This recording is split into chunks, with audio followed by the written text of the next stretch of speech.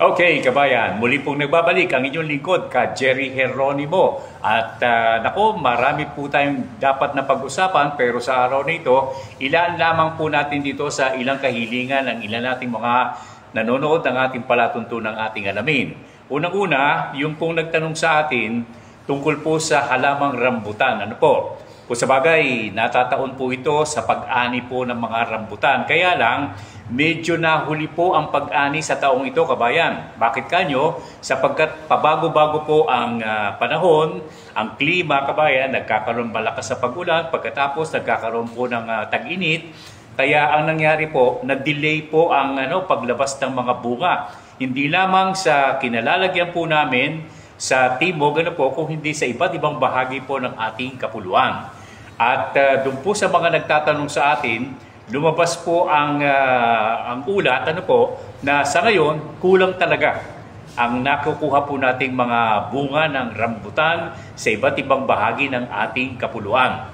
Ang isa pang tanong na tinanggap po nating kabayan ay ukol po sa mga halaman o yung po mga grafted materials ng rambutan. At anong klase po ang pwede nating maipayo. Alam po ninyo, sa Simulat sa Pool, ang ating programa po ay nakipag-ugnayan na sa napakaraming kaibigan po natin sa larangan po ng paghahalaman, lalong-lalo na ng mga punong kahoy. Nakagaya po nito, ang rambutan.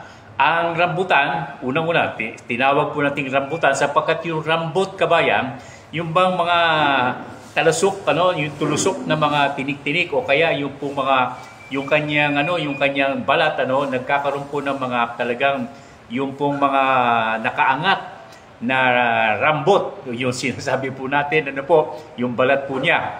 At isa pa, itinatanong po sa atin kung paano natin mapararami ang mga bunga nito. Well, natutunan po natin ito sa ilang kaibigan natin galing po sa ibang bansa, nakagaya po ng Taiwan. Nang dumalaw po sa Pilipinas, maraming taon na ang nakalilipas sa panahon po ng palatuntunang ating alamin. At itinuro po sa atin yung grafting hindi grafting na ordinaryo na kagaya po sa atin, kung hindi yung tinatawag po nating multiple root stocking. Anong ibig sabihin po ng multiple root stocking? Yung pong mayor na halaman, kabayan, yung kanyang kinukuha po natin sa nabibili po natin, lalagyan po natin yan ng mga root stocks. At hindi lamang, di ba, iisa lamang po ang root stock ng halaman, ng puno, kapag ka ito ay seedling pa. Ang ginagawa po, nilalagyan po ito ng root stocking sa pamamagitan po ng pagsusudlong. Yung in-arching po, dinidikit. Halimbawa, puno ito. Ito po ang pinaka-puno niya. Dito i-in-arch po natin. Alam po ito ng mga naghahalaman.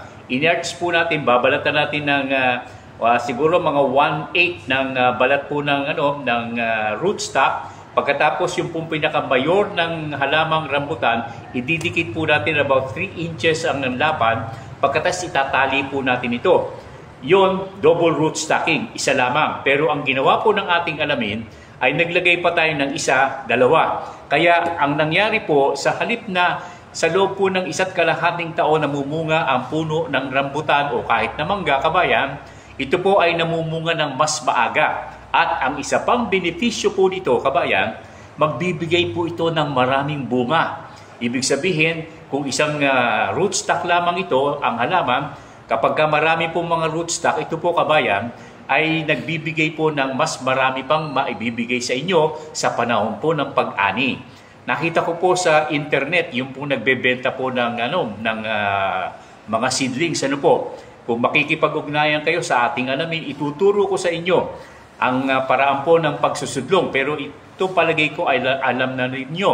At ang isa pang tanong, anong klase ng rambutan ang pwede nating maitanim? Alam nyo, sa panahon ng tagal na itinatanim po dito at pinalalaki ng ating alamin, meron po tayong R1, R162, R5, meron pang maharlika, pero yun po ay hindi po, ito po ay supsupin. Itong rambutan ng ating palatuntunang ating alamin, kabayan, tuklapin po ito. Madaling kainin, kabayan. Pagka supsupin kasi, sinusupsupa ho ninyo. Pero ang tuklapin po, balatan po ninyo, makukuha na po ninyo ang nasabing bunga. Okay. Ang isa pang tanong, bakit nasabi mo ka, Jerry, na ang bunga, ang buto ng rambutan ay nakakain din? Well, kung talaga tutusin, kainin po ninyo, walang ano yan, walang alat, walang pait, kabayan. At sa ibang bansa, ito po ang ipinapalit nila kapag nagbubusa po sila, di ba? Meron tayong mga bunga na kagaya po ng sa kakao. Ito po ay pinamamalit ito sa nanggaling po sa Latin America. Ginagawa po nila itong na parang bunga po ng kakao. Piniprito, binubusa po ito at ginigiling at pagkatapos ginagawang parang tsokolate o kape, kabayan. Yan po ang natutunan po natin. At sa ating pong paglilibot, nakita po natin ang kahalagahan po nito at maraming bagay na hindi po natin kinakailangang makalimutan, sapagkat ito po, kabayan, ay makapagbibigay sa inyo ng magandang hanapbuhay at magandang aliw, napakagandang aliw po. Parang parang oxymoron, magandang aliw. Okay, kabayan. At sa ating pong nakikita, ang pamumunga po nito ay taunan po. At pagka naalagaan po ninyo, ako, ang ginagawa po, kabayan, hindi ako naglalagay halos ng chemical fertilizer. Ang gilalagay ko rito ay yung mga dumi ng hayop sa paligid-ligid at pinababayaan po namin mamunga po ng nag-iisa na ang batayan, kabayan, ay yung pong mga organic abono, mga organiko na naihalo po natin sa lupa. Okay, ipapakita po natin at para makita po ninyo yung mga rambutan na ating pong nakukolekta. Ayan, kabayan ko, at naipon po namin ito at sa labas ay makikita po ninyo at binibenta po ng ating mga kasama. Okay? Yan. Nakikita mo, yan, maganda. Ngumiti ka naman dyan, Peter. Okay, ihalo mo, pakita mo sa kanila. Kung haluin mo ng kaunti. Ang tanong isa po sa mga tanong, bakit ka, Jerry, hindi mo tinatanggal ang mga sanga sa mga bunga? Alam po ninyo, tumatagal po ang mga bunga ng rambutan, hindi po kagad nangingitim kapag ito po ay hindi nyo inaalisan ng mga nakadikit na sanga. At lalo na yung mga ibebenta po ninyo, siyempre namimili po ang mga namimili, kabayan ko. At ito po ay makikita po ninyong napakahalaga para po sa kanila. Yan, pinakikita po namin sa inyo.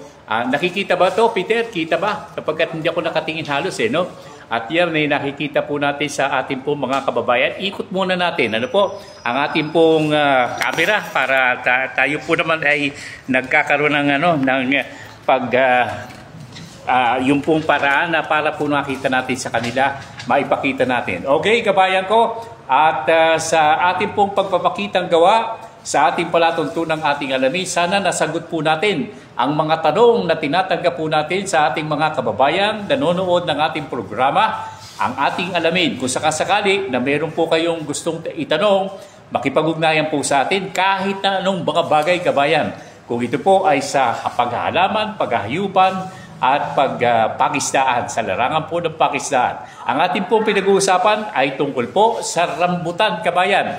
At yan po ay ating pong naipakikita sa inyo sa pamamagitan po ng ating palatuntunan ng ating alamin. Medyo nag-iisa po tayo at kasama lamang po natin ang ating pong mga kaibigan na kagaya po ni Peter. Okay, kabayan, ang inyong likod, ka Jerry Geronimo mula po sa palatuntunan ng ating alamin. Ang larangan ng pananakahan, pangisdaan, mga palatuntunang pangkabuhayan ay ating pong pinangangalagaan sa palatuntunang ating alamin. Hanggang sa muli, mabuhay po kayong lahat, kabayan, and may God bless the whole Filipino nation.